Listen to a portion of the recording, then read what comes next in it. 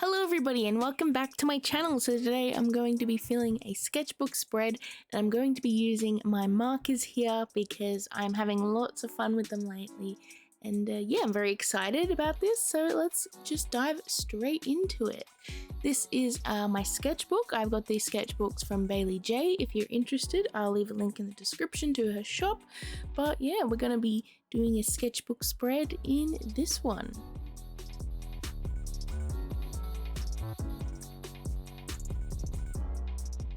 So for this artwork, I was thinking of doing a little bit of a landscape and I wanted to give it sort of tropical vibes and have like a beach and maybe some palm trees and some little houses in the distance.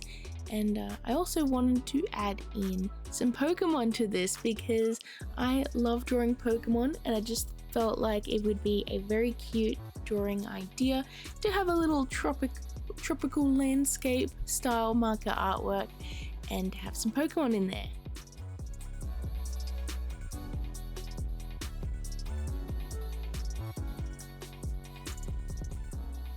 So I started off with a sketch with just a graphite pencil and I lightened that up quite a bit, and now I'm just going in with my base colors. So I started off with a light blue, I think it was a frost blue for the sky, and I also used the same color for the water as well.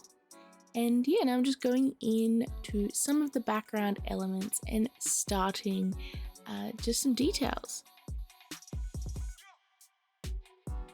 So I wanted to approach this artwork more like a painting than a drawing. So instead of being like heavy on line art and sketching and stuff, I had like a base, like subtle sketch, and then I just went in with my markers as if it was paint and I just started putting color down.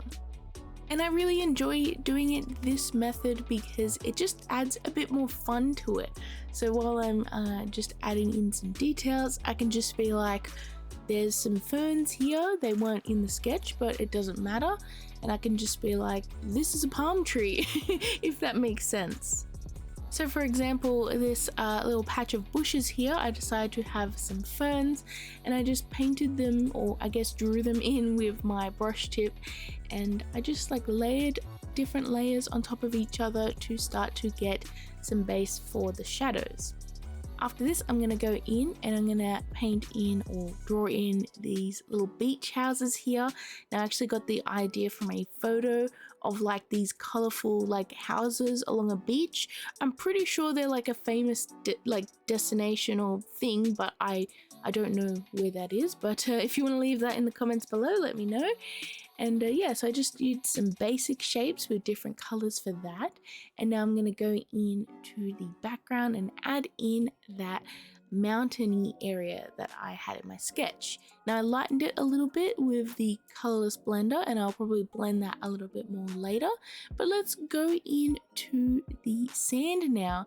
As you can see, I'm just adding in some subtle texture for little waves in the sand, and now I'm going to go in here and start on the Pokemon.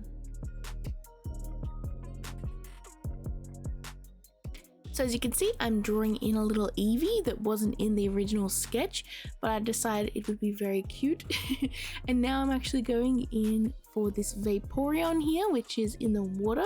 And I actually really like that the Eevee is looking a little bit hesitant and dipping its toes into the water to see if it's safe, because I'm guessing its little friend or family member, which is a Vaporeon, is in the water. And I just felt like that would be really cute. I also decided to draw a little Pikachu on the other page, and it's just asleep on the sand, and later on I'm going to add in a little beach towel around that Pikachu, so I think it's going to be pretty cute.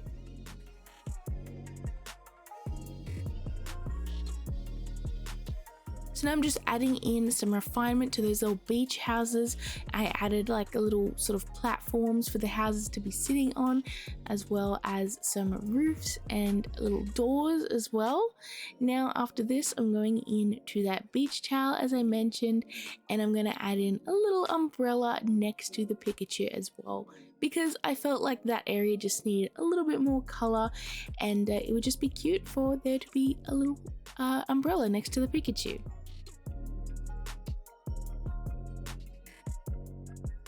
Now that I've got a lot of the base colors down, I'm going to go in with the water and just add a bit more texture and just, you know, deepen those colors a little bit and make it look a bit more interesting. After this, I'm going to go in because I felt like the sky was a little bit plain. So I went in with some grays and I decided to add some clouds into the sky, which I think was a pretty good choice. And I also got to use one of those clouds to sort of frame that wing gull in the background too, because I wanted it to stand out, and the light sky probably wouldn't have added much contrast, but now that there's a cloud behind that wing gull, you're going to see it better when I draw it.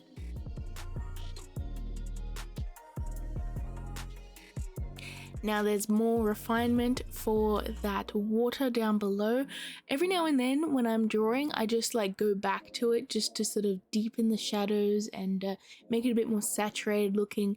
And that's because I'm just like basing it off the rest of the artwork.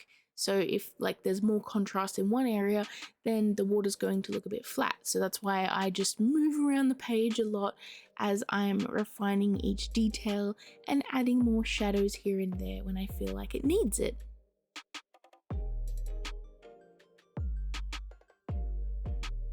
Now here's where I made a little bit of a mistake. As you can see right there, I dropped the marker on the page accidentally when I was going to add in some color to those bushes, and I decided to use that line and I just Bob Rossed it and turned it into something else. And as you can see, it's a little oddish sitting on the sand. So yeah, no mistakes, only happy accidents, as Bob Ross would say.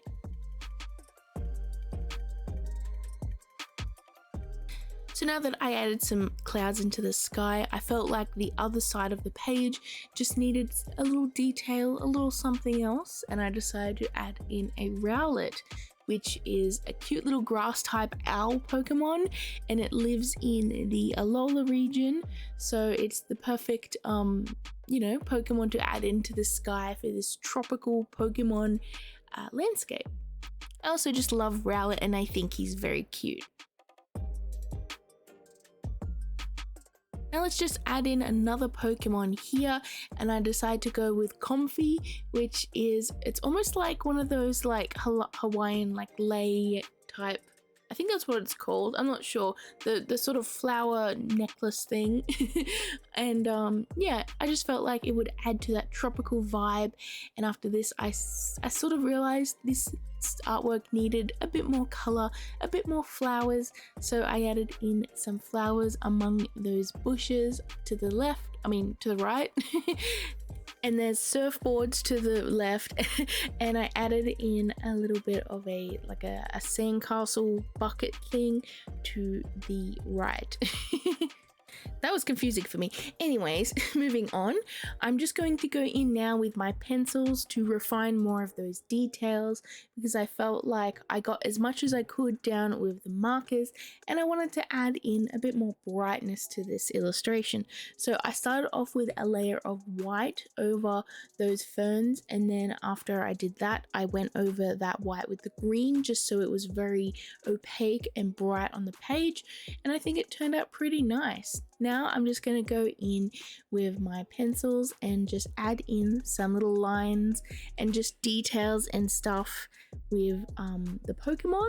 And honestly, this part was my favorite to do because it all sort of came together, and you know, all of that detail went down onto the Pokemon, when before it was just like basic like colors and shadows. And yeah, it's starting to look very cool and I'm very much enjoying it.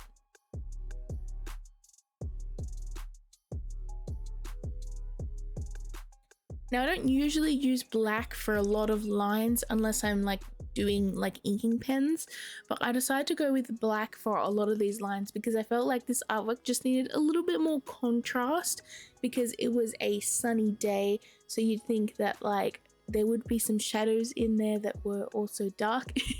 And I just felt like with the tiny little details it would just help to get in some of like dark lines.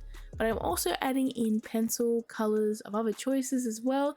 As you can see, I'm adding in some highlights to those houses, but I am also using the black to refine some of the shapes and just make it look a bit more believable. Once I add in those lines to the houses, I think that it just looks so much nicer. And I'm also going to go in with some pencil just to add some texture to the sand, because I feel like that really helps to make it look like a nice sort of sandy surface.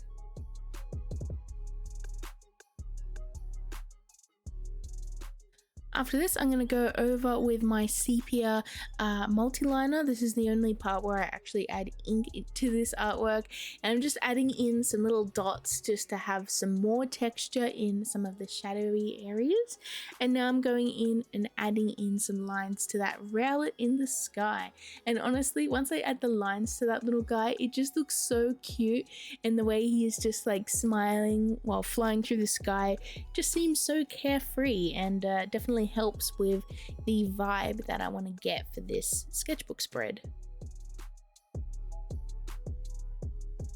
After this, it was time to add in some little birds in the distance in the sky, as well as just some final touch-ups here and there. And honestly, I am loving this artwork. I think it turned out very cute. It was definitely a lot of fun to make, and I enjoyed it very much, and I hope you enjoy this too. So here's the final results, and I hope you enjoyed this video.